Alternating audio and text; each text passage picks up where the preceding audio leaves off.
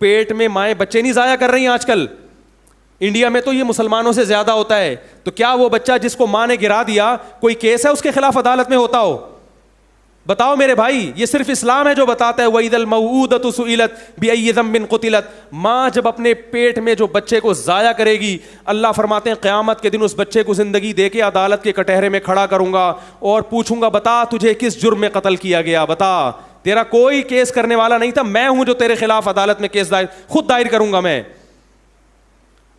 دنیا صرف ان لوگوں کو جانتی ہے جو زیادہ مشہور ہوتے ہیں.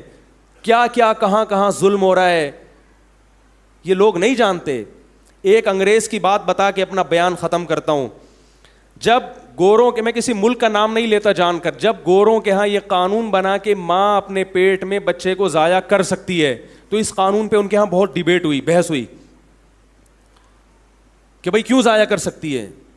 تو زیادہ تر دلائل اس طرف گئے کہ بھائی عورت کو یہ اختیار ہے وہ بچہ جنے یا بولو بھائی نہ جنے. اگر وہ ماں نہیں بننا چاہتی ہم اسے مجبور نہیں کر سکتے. اسلام کیا کہتا ہے؟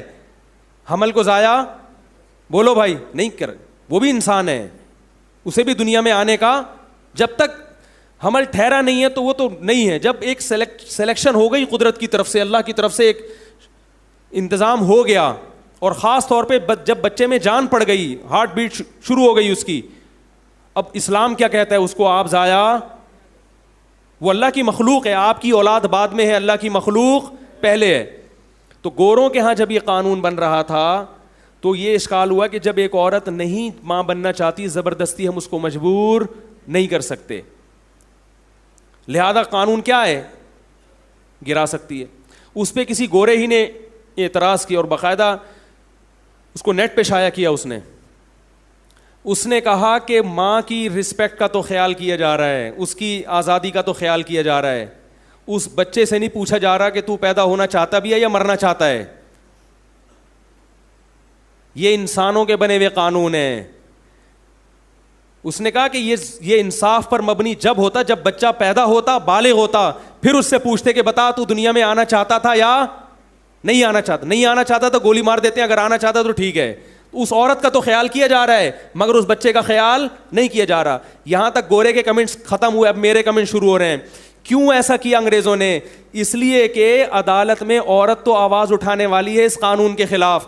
اس لیے گوروں نے یہ تو دیکھا کہ ہم اگر عورتوں کو حمل گرانے کی اجازت نہیں دیں گی, عورت عدالت جائے گی, مگر جو ماں کے پیٹ میں بچہ ہے وہ چونکہ نہ احتجاج کر سکتا ہے نہ عدالت کا دروازہ کھٹکھٹا سکتا ہے, لہذا قانون بناتے ہوئے اس بچے کی رعایت نہیں کی جا رہی. یہی فرق ہے اسلام میں اور انسانوں کے بنائے ہوئے قوانین میں.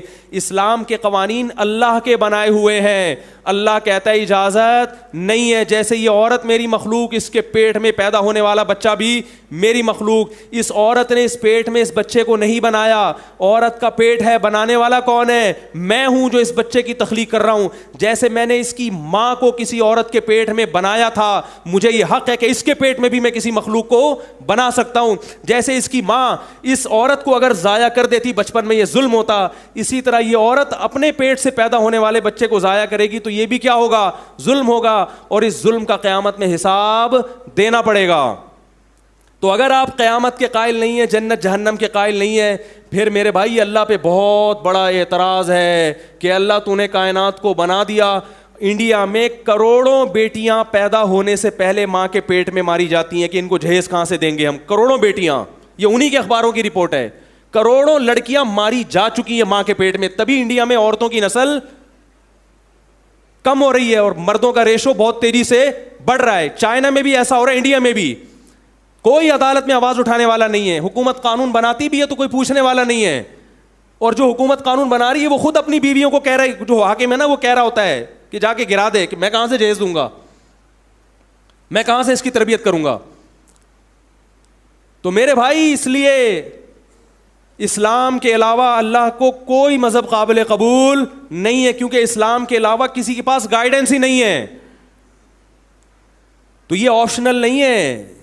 جتنے بھی غیر مسلم ہیں ان پر لازم ہے کہ وہ یہ تحقیق کریں اور عصبیت اور تعصب کی چادر اور حسد کی چادر اتار دیں. اگر مسلمان میں کوئی خرابی ہے تو خدا کی قسم وہ مسلمان میں ہے, وہ اسلام میں وہ نہیں ہے. اسلام